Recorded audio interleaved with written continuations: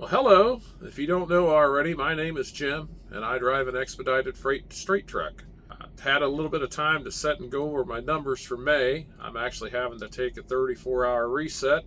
I ran out of hours, which is a good thing.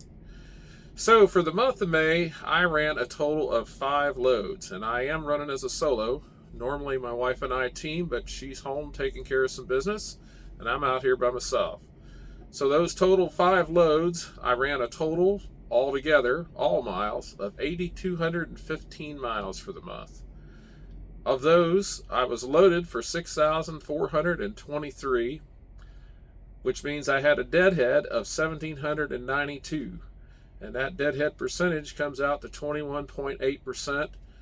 Try to keep it under 30%, but this month did a little bit better.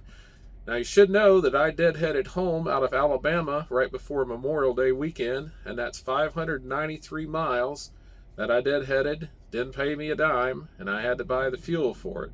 But those 593 miles are included in the 8,215 total miles. So for the month of May, I was actually gone away from home for 22 days. I left on the 1st, and I got back on the 18th from deadheading home from Alabama. And then had a great time, family, Memorial Day, and then I managed to get another load. It picked up on Thursday, the 28th, so I left home about 13 minutes after midnight on the 28th and headed over and got the load, picked it up, and delivered it actually on the 1st of June. But I'm going to count that in this month. So the way I've always done these loads is it counts on the day that the load is picked up, and I go from Monday to Sunday. So if a load picks up on Sunday evening, it still counts for the current week. That's just the way I've always done it, and I try to stay consistent. Been doing this for 15 years. So anyway, just go over those loads real quick. First load was Ohio to Arizona. I actually had the box full for once, although I only had on 3,500 pounds. There was 7 crates I had in the back of the truck, and there was not much room at all left.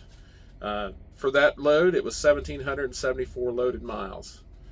My next load picked up in Arizona. In fact, it picked up where I delivered, but it picked up about 3 days later. It went from Arizona to Arkansas, and again, I had the full crates in the back of the truck. Some of them were the same crates I took down there. Altogether, that weighed 2,760 pounds and 1,225 loaded miles. The next load went from Arkansas to Virginia, and I literally picked up on the other end of the building that I delivered to, so that was very lucky. No deadhead on that one. And I had a 60-pound pallet. That's it. One pallet, 60 pounds, and that was 1,030 loaded miles.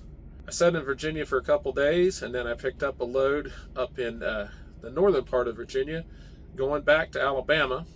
It was an 18.5-foot long crate. It's about 1.5 by 1.5 foot, but 18.5 foot long. It weighed 612 pounds for 643 loaded miles. Then I went home, and the load that I ended up getting was a pretty good one of the better loads I've hauled in a while. Went from Pennsylvania all the way out to Colorado, and this one was refrigerated. And the refrigerated loads tend to pay much better than the dry loads, and this one did. But I only had on one pallet 215 pounds for 1,751 loaded miles. So for the month, I had a grand total of 7,147 pounds on the truck. I know that sometimes is just a light load for some of the big trucks, but that was my month.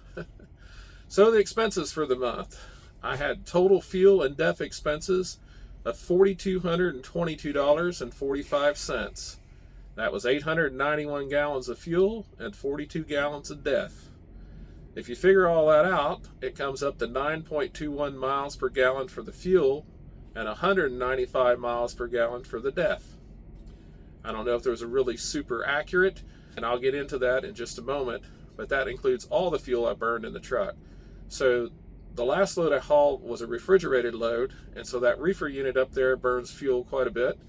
And then I also, when I'm stopped at night, I have a generator in the truck, or if I'm stopped cooking some food, and that burns a little bit of fuel too. So I estimate for the refrigeration unit, it's about 1/2 gallon an hour. Out of all those days I ran, it was on for 92 hours. So I estimated I burned 46 gallons of fuel for the reefer unit that week. I know people are going to laugh. It's a reefer unit. It's a refrigeration unit. Get with it. Anyway, so I estimate 2.5 gallons a day for the generator fuel. That's 22 days. That comes out to 55 gallons. So the truck fuel usage was 789 gallons. And if you figure that out, it comes out to 10.4 miles per gallon. And that's just exactly what my dash says. And it's pretty accurate. I've actually measured it before. We've got a readout on the dash, and it'll tell you miles per gallon. So I was pretty happy with that. 10.4 is pretty decent. And now for the part you all probably been waiting for the revenue to the truck. Landstar charged the customer for these 5 loads $28,664.69. That works out to a loaded mile rate of $4.46. If you calculate all miles, that is $3.48. Now to the truck, which we get a percentage of the total amount that Landstar charges. For the line haul, we get 62%, and for some of the accessorials, like the refrigeration unit or the fuel surcharge, we get 100%. It just so happens this month, if you figured everything out, we ended up getting 71.27% of the amount that Landstar charged to the customer. So what did the truck make? We made $20,429.36. That was to the truck. And then per loaded mile is $3.18, and per all miles is $2.48. But remember, I deadheaded home almost 600 miles, and so that does cut that rate down. But anyway, that's the month. Not too bad for a solo, especially to make over $20,000 in a month to the truck. I'm pretty happy with that. So we'll just go on and see how it works out. I'm going to try to do these videos every month. If you like stuff like this, please like and subscribe. It really does help us out. I'll see you all in the next video. Peace.